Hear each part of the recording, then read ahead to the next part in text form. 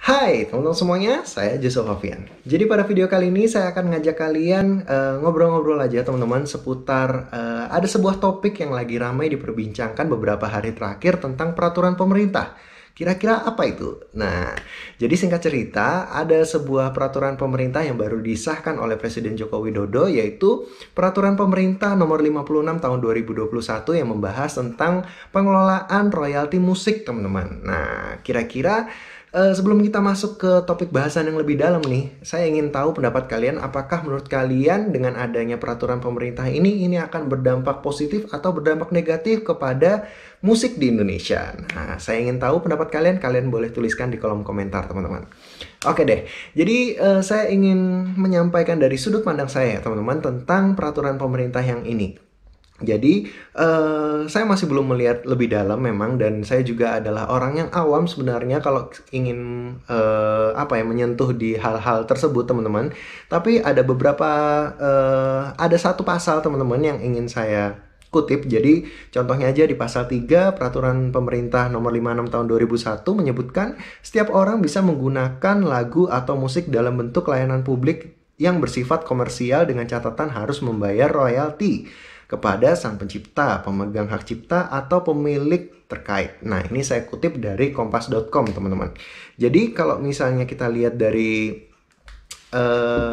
peraturan pemerintah ini, teman-teman, jadi intinya adalah setiap orang yang menggunakan musik untuk komersial, teman-teman, baik itu musiknya nanti akan diputar di kafe, atau di restoran, atau di karaoke, atau di pub, atau dimanapun teman-teman, pokoknya di tempat-tempat yang umum, maka itu nanti diwajibkan untuk membayar royalti, teman-teman, kayak gitu. Jadi nanti royalti akan didistribusikan kembali kepada pemegang hak ciptanya. Nah, kayak gitu. Intinya seperti itu, teman-teman. Nah, kira-kira ini berdampak negatif atau positif, teman-teman? Jadi tergantung dari kita ngelihat sudut pandangnya, teman-teman. Jadi selama ini yang menjadi dilema bagi para musisi adalah ketika musik mereka itu dinyanyikan oleh orang lain, tapi orang lain yang terkenal, kayak gitu kan teman-teman, atau diputar di suatu kafe, atau diputar di apa untuk kepentingan kafe itu, kafenya jadi ramai, kafenya orang senang dengar lagunya, tetapi mereka tidak mendapatkan apa-apa, teman-teman. Jadi ini adalah salah satu dilema. Dengan adanya peraturan pemerintah ini, otomatis ini menjembatani supaya musisi-musisi ini bisa mendapatkan reward yang lebih lah, teman-teman, dari effortnya mereka menciptakan lagu. Karena menciptakan lagu nggak gampang, nyanyi juga nggak gampang, untuk lagunya bisa ngetop juga nggak gampang. Itu akan membuat mereka menjadi merasa lebih dihargai, teman-teman, ketika mereka mendapatkan royalti lebih, seperti itu ya, teman-teman. Jadi ini ada dampak positifnya juga bagi mereka, dan musisi-musisi yang selama ini kita kenal dan sudah punya nama, mungkin ini akan sangat-sangat menguntungkan bagi mereka, teman-teman. Nah, lalu di sisi lain nih, kalau misalnya saya berbicara tentang musisi-musisi yang tidak ada labelnya, teman-teman, atau tidak ada naungan hukumnya, mungkin bisa saja itu menjadi alternatif bagi para kafe-kafe atau restoran-restoran yang ingin menyetel musik atau lagu tetapi nggak pengen bayar royalti, misalnya kayak gitu, teman-teman. Jadi bisa aja ada kafe-kafe yang nakal, akhirnya mereka memutar lagu-lagu yang memang nggak ada hak ciptanya, atau nggak ada naungan hukumnya lah, kayak gitu, teman-teman, nggak ada legalnya. Nah, itu bisa jadi.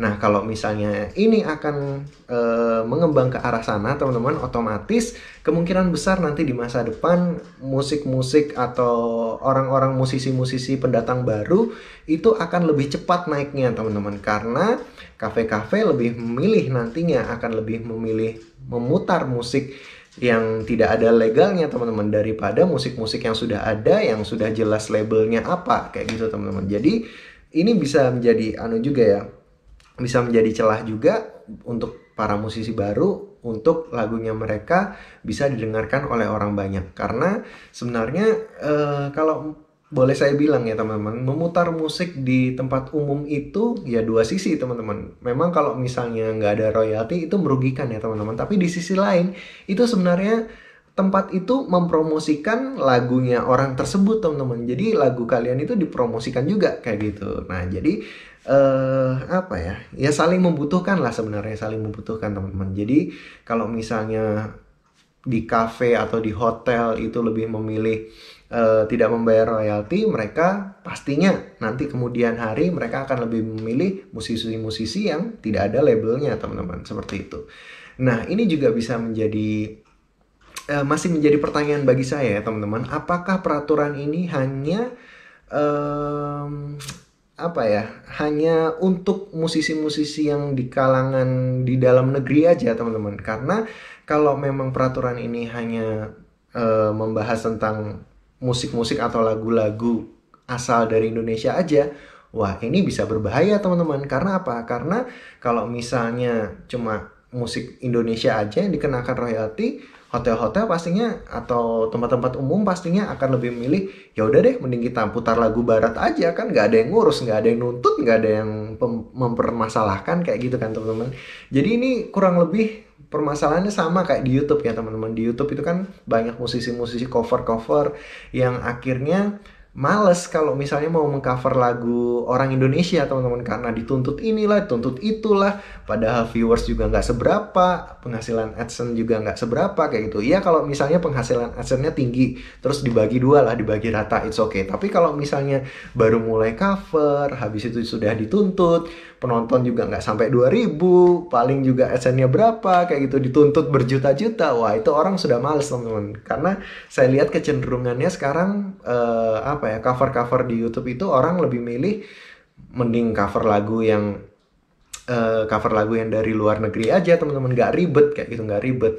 Nah jangan sampai nanti kedepannya lagu-lagu Indonesia malah tidak populer di negara sendiri. Jadi orang Indonesia malah lebih suka lagu-lagu barat karena adanya regulasi-regulasi yang tidak mendukung ini tadi teman-teman. Jadi ini adalah salah satu apa ya, ada poin plus ada minusnya juga teman-teman. Jadi ini bisa dijadikan pertimbangan lah kayak gitu bagi pemerintah.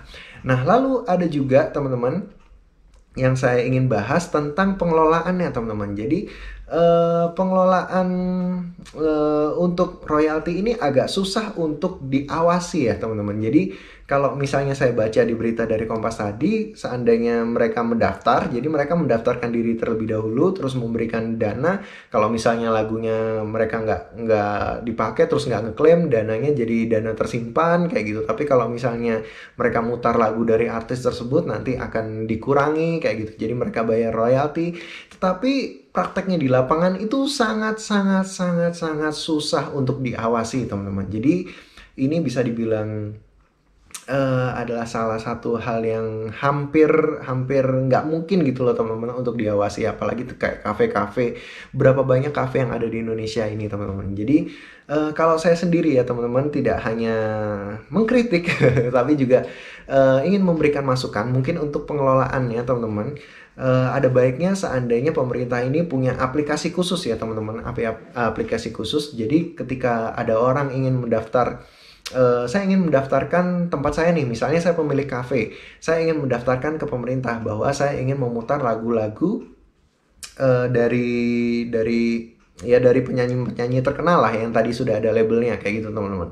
Jadi mungkin aja nanti ada satu aplikasi, jadi di dalam aplikasi tersebut nanti saya daftar di situ dan aplikasi ini bisa nyetel musik teman-teman. Nah kalau misalnya aplikasi ini bisa nyetel musik, jadi kayak apa ya, kayak iTunes kayak gitu atau kayak YouTube, jadi kayak platform-platform kayak gitu teman-teman. Jadi seandainya di aplikasi itu semua orang terdaftar di situ, itu baru kita bisa untuk mengawasi teman-teman. Jadi nanti nyetel lagu apa, terus nyetel lagunya itu berapa kali, durasinya berapa lama, terus kapan aja nyetelnya. Nah itu nanti kalau sudah masuk ke aplikasi itu akan menjadi sebuah data yang jelas teman-teman. Jadi dari data itu kita tahu, oh kita harus bayar royalti berapa, dan si pemilik lagu pun atau pemegang hak cipta nanti mereka juga bisa ngelihat, oh dari labelnya nih ngelihat nih, oh ternyata lagu saya ini statistiknya gini, lebih banyak diputar di cafe yang mana atau lebih banyak diputar lagu yang mana kayak gitu.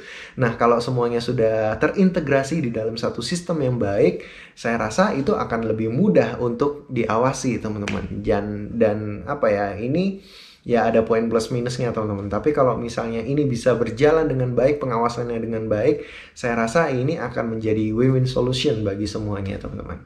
Oke deh, mungkin sekian dulu sharing saya kali ini. Ini adalah sharing yang sangat awam ya teman-teman, karena saya sangat awam.